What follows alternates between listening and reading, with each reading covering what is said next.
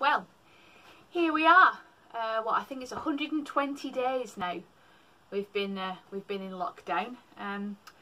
You'll be able to chart the ridiculousness of my lockdown hairdo over the last 4 months through the videos. So I'll go back and reminisce about that, no doubt in years to come. Anyway, we've now reached the final story in the fib by George Layton. I really hope you've enjoyed hearing the stories as much as I've enjoyed reading them to you. I've had a brilliant time. I hope that they've reminded you of your school days, or you've just enjoyed being read to. So yeah, the exam is the final story, which is quite fitting for this time of year. So I hope you enjoy it, and here is the last instalment. The Exam by George Layton. I looked at the exam paper. Northern University's Joint Matriculation Board, History, Advanced Level. Bit like seeing an old friend. No, an old enemy. That'd be more like it. We've been doing practice exam papers like these for 18 months now, and I'd grown to hate them. Well, this time it was the real thing. The climax of 7 years at grammar school. I had to finish this paper. It wasn't just a rehearsal for the big day. There was no excuses like, well sir, I thought this time I'd just concentrate on the Napoleonic Wars, sir. Which translated meant, what a lousy paper. There was only one question I could do. The Napoleonic Wars. I couldn't bring myself to read this paper at first. I kept thinking about my mum. I kept thinking about what had happened the other day and why a little thing like that should have made such a difference. But it did. And nothing seemed important anymore. I looked around the hall. The school had hired it specially because there had to be a 3-foot space between each desk. The school hall would have been enough for a 2-foot space, but not 3 foot. This hall belonged to the Territorial Army, and every now and then we could hear what sounded like 500 men marching by. Usually we sat our exams at the Mechanics Institute, but this year someone had forgotten to book it up, and the Amateur Operatics and Dramatic Society had beaten us to it, and were rehearsing the dancing years there. Before the exam started, Mr. Holsworth, the invigilator, he's the woodwork master at our school. He taught me about 5 years ago, but I don't think he knows me from Adam now. Anyway, he told us not to take any notice of the noises outside. He didn't tell us that half the army would be on the move. I think I'd have preferred the dancing years.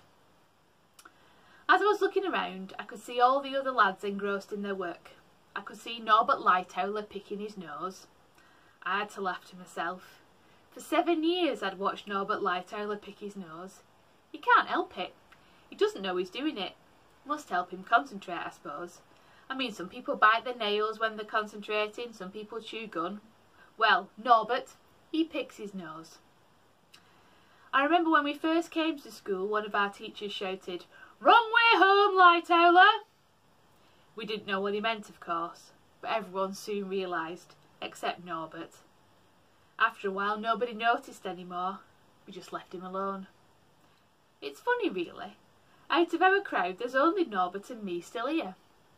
Barry left even before O-levels. He should never have gone to grammar school. His mum and dad weren't at all pleased when he passed his scholarship.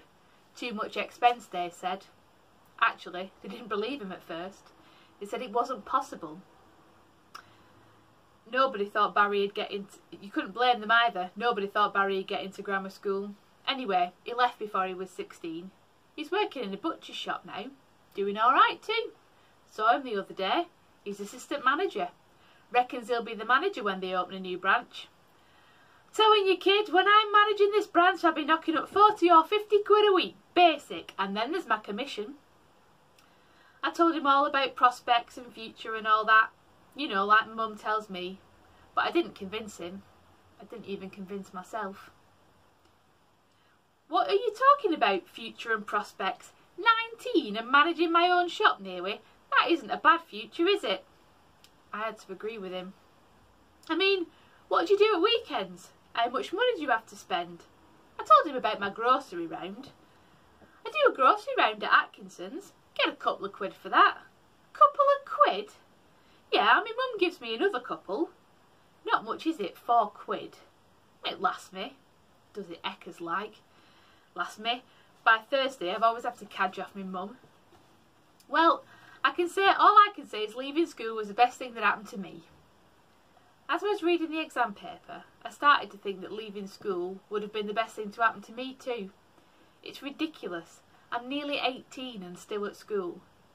Barry's right, it's okay to talk about the future and prospects, but what about the present? Life's just passing me by. Norbert was still picking his nose, only twice as much now because he was writing more quickly. Oh, better get on with the exam, I suppose.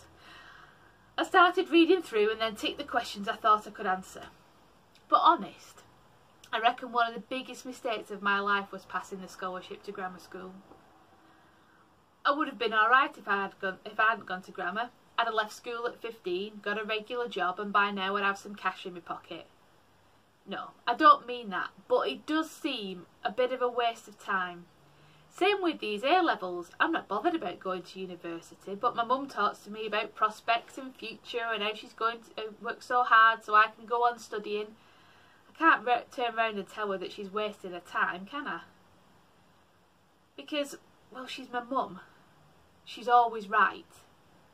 At least, I used to think so anyway. Until the other day.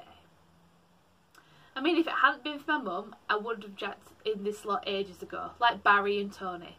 Mind you, with Tony it was a bit different. He wanted to stay at school. Tony was always cleverer than me at primary school, always top of the class. The brain of the school, we used to call him. We were in the same class at grammar and he was always in the top 3. Good at sport as well. Not like Arthur Holroyd, who's good at exams and that's all. Sounds rotten, but I can't even think of anyone who likes Arthur Holroyd. Not even the teachers. He's very clever but slimy with it. I can't even imagine his own family liking him. Or like Dennis Gower. Now he used to be brilliant at sports, cricket, soccer, running, jumping. Absolutely terrific. But he was as thick as a custard we had for school dinner. Mind you, if I had the choice, I mean to be like Arthur Holroyd or Dennis Gower, I'd rather be like Dennis any day. Now Tony, he had the best of both worlds. He got 7 O-levels in one go, but then he had to leave. His mum and dad couldn't afford to keep him on. I don't think they realised how clever he was. Anyway, there's always brothers and sisters, 3 brothers, 2 sisters, all younger than him, so you can see why he had to leave school and bring a bit more money in. I remember he left in July. We both went camping for a week in the Lake District, and then he started the day after we got back. He went in as an apprentice engineer at Bulmer's. Bulmer's is a big engineering works near us. His dad works there as well, and his mum goes in part-time cleaning. Quite a family affair, really.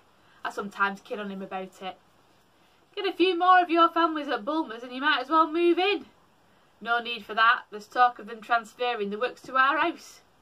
That's not far off the truth either. It's a right tip is their house. Thousands of kids running around with no clothes on, or perhaps just a vest and an odd sock. His mum shouting at everybody, mostly his dad, who never takes any notice because he's too busy working out which horses are going to lose that day. Oh, it's a right blooming hole is that house. And Tony used to sit at that table amongst the bread and jam and condensed milk doing his own work. And I used to wonder how he could do any work at all with all that racket on. How the hell can you do your homework in that blooming row? I don't know. Oh, doesn't bother me. Just get on with it. And every exam he come out in the top 3. It's a shame he had to leave school. He'd have done really well. Mind you, he's doing all right now. He'll be finishing his apprenticeship soon, and then, like Barry, he'll be knocking up quite a good wage. He's engaged and all, but she's decided she wants to wait until he finishes the apprenticeship before they get married, and he's agreed. You see, once I'm qualified, we'll be able to save about £10 or £15 a week for a deposit on a house. Yeah, but don't you think you're a bit young to get married? I'll be going on for 20. It's not young these days. You see, it seems daft that I'm still at school, and there's Tony arranging to get married. I've agreed to be his best man. Oh dear, hey, come on. Better get started on this paper. Question number 1. Walpole was the first Prime Minister of this country. Comment. What a daft question. Walpole was the first Prime Minister of this country. Comment. So what? Walpole was the first Prime Minister of this country. Walpole was the first Prime Minister of this country. Good God, Norbert's actually using a handkerchief. I don't think I've ever seen that before. Norbert Lightoller is actually using a handkerchief. Comment. Poor old Norbert. You know his dad makes him do the pools every week, and if he doesn't win he gets thumped. That's what makes me feel guilty. I'm really the only one who's got it easy. My mum's perfect. At least, that's what I used to think. I mean, what she did the other day shouldn't make such a difference. It wasn't stealing. It was harmless, really. It was nothing. We'd been out shopping at Atkinson's where I do my grocery round, and when we got outside my mum looked all pleased with herself. Ah, Mr. Atkinson gave me £1 too much in the change. And that was it. She just put it in her purse and forgot about it.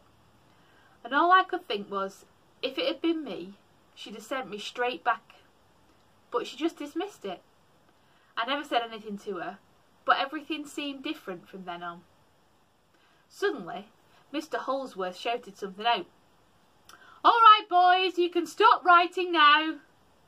I didn't know what the hell was going on at first, and then it dawned on me. The exam was over. I looked at my watch. Blimey, I'd been daydreaming for 3 hours. Mr. Holsworth came round collecting up the papers. He nearly passed out when he saw mine. "Well, I'll go to Sheffield." And he just stood there looking at me.